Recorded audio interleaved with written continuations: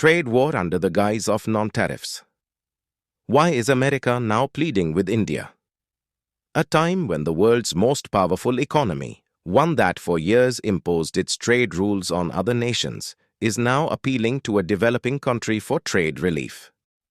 This is the same America that created institutions to shape global trade, made the rules, and pressured many countries economically to get its way.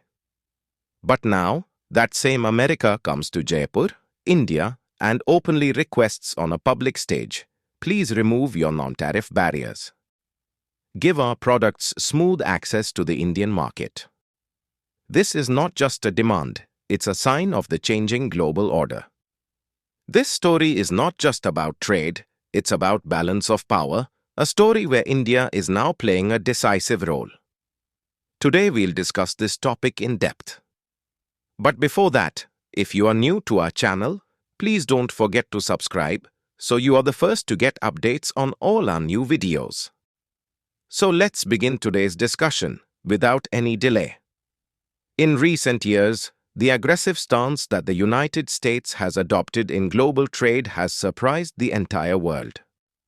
Under the America First policy, imposing a 245% tariff on China, warning Europe over aluminum and steel, and repeatedly cornering India over its trade surplus, these are all signs of an America that is now following protectionist policies and putting pressure on other countries. But India, which once remained quiet to maintain balance, is now responding to America with confidence. And this is the root of America's concern. It wants India to completely open its market to American companies, and that too without any conditions. America's biggest complaint is about India's non-tariff barriers. The US claims that India not only imposes import duties, but also enforces several technical and legal conditions that make it complex and expensive for American products to enter India. However, India argues that all these conditions are meant to protect consumers, the national economy, and the environment, not to block any specific country. Now the question arises, what exactly are non-tariff barriers? When a country doesn't impose a direct tax or duty on imports, but creates certain rules and regulations that make it costly, time-consuming, and complicated for foreign products to enter its market, those are called non-tariff barriers, NTBs. For example, if a country requires imported agricultural products to be certified pest-free, or machinery can't be sold until it passes testing in a local lab, these all fall under NTBs. India also uses such regulations, but they are backed by specific reasons. For instance, India's Food Security Act is very strict. If a dairy product is imported, it must be certified to have no harmful chemicals and must not affect the health of Indian consumers. While America believes these measures increase costs for their companies, India maintains that there can be no compromise on consumer safety. On 22nd April, during his visit to India, US Vice President J.D. Vance made a request in Jaipur, urging India to ease its non-tariff barriers. He stated that India's domestic regulations have made it difficult for American companies to do business here, and this is hindering the trade potential between the two nations. But India made it clear, we are ready for trade, but we will not back down from our regulations. Indian exporters too face similar challenges in international markets. The European Union, Japan, China, South Korea, and even the US, in all these regions, Indian goods encounter non-tariff barriers. For example, fruits and vegetables sent to Europe are sometimes returned due to pesticide residue limits being exceeded. In many cases, entire containers are held up because the font size on a food label or the color of the packaging does not exactly match the required standards.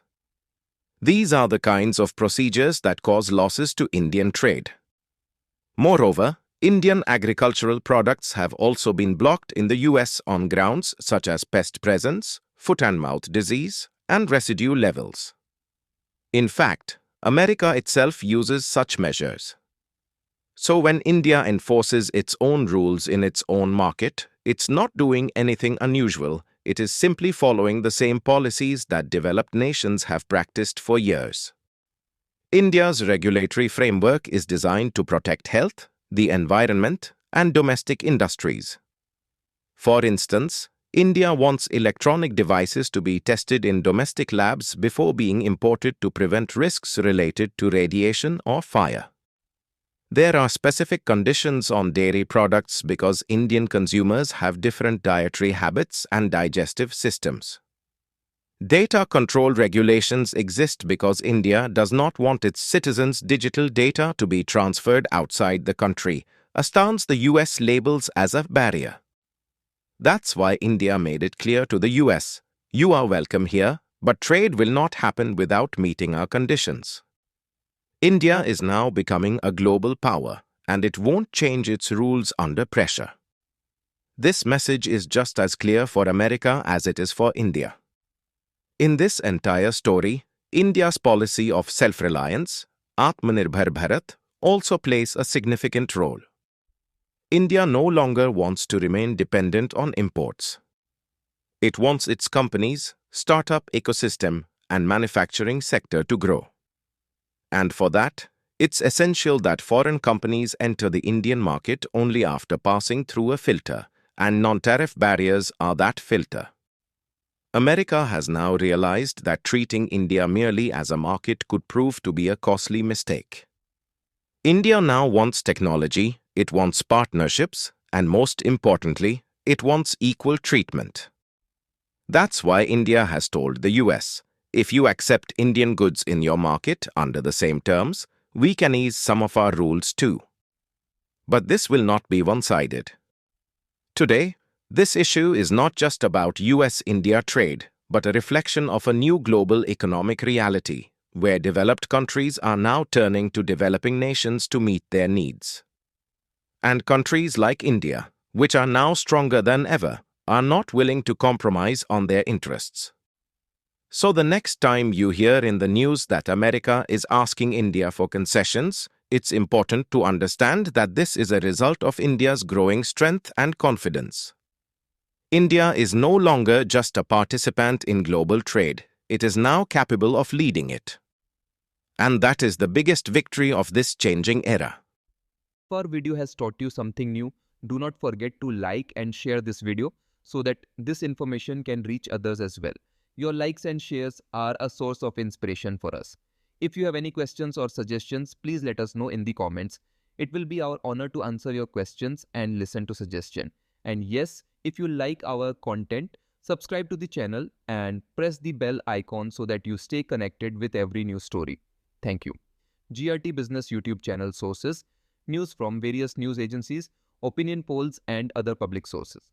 We try to ensure that every report and summary is accurate and verified, but we are not responsible for any dispute or error.